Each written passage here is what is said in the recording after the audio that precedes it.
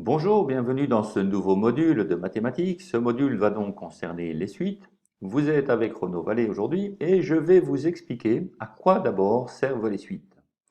Alors, les suites dans la vie de tous les jours, ça sert par exemple au niveau financier. Quand vous avez trop d'argent, vous voulez le placer dans une banque, vous allez constituer une épargne. Pour cela, vous allez avoir un taux d'intérêt. Et donc, en écrivant une petite suite, vous allez pouvoir estimer combien de bénéfices vous allez avoir au bout de quelques années, sinon quelques mois. De la même façon, si quand dans quelques années vous voudrez acheter une maison, une voiture ou bien avant une petite mobilette ou quoi que ce soit qui vous intéresse, vous pouvez aussi aller à la banque pour réaliser un emprunt. Sur cet emprunt, il y aura également un intérêt. Et donc, pour connaître les intérêts que vous aurez à payer au fur et à mesure du temps et l'intérêt total que vous devrez payer pour l'emprunt que vous l'effectuez, vous pouvez écrire une petite suite qui va vous permettre de l'évaluer. Un autre exemple qui est moins drôle est un cas biologie, santé publique, et ce cas concerne les épidémies. Donc s'il y a une épidémie quelque part dans le monde et qu'on est à même de déterminer le nombre de malades aujourd'hui et de savoir à quelle vitesse évolue cette maladie, eh bien cela va permettre de euh, évaluer le nombre de malades qu'on va avoir au fur et à mesure du temps et donc dans un proche futur en écrivant une petite suite. Grâce à cette estimation du nombre de malades que l'on va avoir, on va pouvoir faire des prédictions sur la quantité de vaccins qu'il va falloir administrer et donc aider à sauver pas mal de gens si on a fait une bonne prévision. Un dernier cas où l'étude de suite peut être intéressant, alors ce n'est pas exclusif, ce que je dis ici, c'est trois cas parmi d'autres, et par exemple si vous voulez établir un club de sport. Dans un club de sport, si vous avez une idée du nombre de personnes qui s'inscrivent au fur et à mesure des jours, des semaines, voire de l'année, et du nombre de gens qui se désinscrivent, eh bien vous allez pouvoir estimer à l'aide d'une suite le nombre d'adhérents que vous pouvez constituer au fur et à mesure du temps, et grâce à cela, par exemple, évaluer l'infrastructure que vous allez devoir mettre en place pour accueillir ces adhérents. Voilà, donc ça c'est un premier point, c'est la motivation en tant que telle. Alors cette motivation étant donnée, nous pouvons alors considérer ici le plan du module.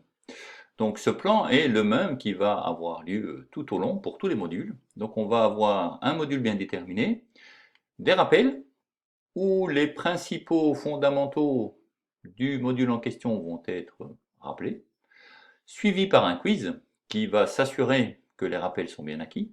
Et enfin, une fois que le quiz est réussi, vous allez voir, on passera à des méthodes qui sont les techniques appropriées pour pouvoir faire les calculs, les exercices, et puis les exercices proprement dit où c'est vous qui allez vous exercer. Alors, dans les rappels, nous allons considérer tout d'abord les bases. Donc les bases pour les suites, c'est qu'est-ce qu'une suite, la définition. On va revoir là en particulier des suites qu'on a vues l'année passée, qui sont là, des suites particulières, comme la suite arithmétique, la suite géométrique, et puis suite à ça, on va avoir une nouvelle qui sera la suite arithmético-géométrique. Les suites, on va étudier leurs variations. Quand est-ce qu'on a des suites croissantes, décroissantes, en fonction de la différence entre deux termes successifs, ou même en considérant le quotient de deux termes successifs si les termes sont positifs.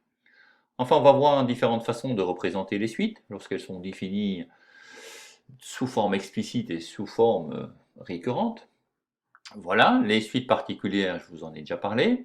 Et après cette partie-là qui sont les bases, un petit peu le rappel de ce qui a été fait l'année passée plus certaines nouveautés, nous allons voir ici le principe de récurrence et appliquer donc ce principe pour faire des démonstrations par récurrence. Donc il s'agit là de démontrer des propriétés bien ciblées, quels que soient les indices n des suites, d'accord, qui appartiennent à l'ensemble des naturels. Enfin, nous allons voir les limites des suites, qui sont une grosse part du chapitre, où nous allons d'abord définir ce qu'est cette limite, voir quelques théorèmes sur les limites, comme théorème des gendarmes, théorème de comparaison, etc. Voir ce qu'est la limite, ce que sont les limites des suites géométriques. Enfin, voir des opérations sur les limites, il y en a un petit paquet, somme, produit, quotient. Et enfin, étudier la convergence d'une suite. Donc, vers quoi tend une suite? Si elle est majorée, si elle est minorée, si elle est croissante, si elle est décroissante, et en fait que si elle est croissante et majorée, eh bien, elle converge vers un certain nombre. Eh bien, on va voir tout ça. Et puis après toute cette partie, donc, vous allez avoir un quiz pour voir si tout va bien, si vous avez maîtrisé ça. Alors le quiz, il est partiel, bien sûr, hein, il ne va pas se rendre compte en une fois que vous avez bien tout acquis. Mais après, une fois déjà ce quiz réussi, une première étape de passer, eh bien, dans les méthodes et les exercices, ces rappels vont venir. Et donc vous allez en voir tout l'intérêt. Voilà, eh bien écoutez, c'est la motivation et le plan du chapitre. Je vous attends tout de suite pour les rappels. À bientôt.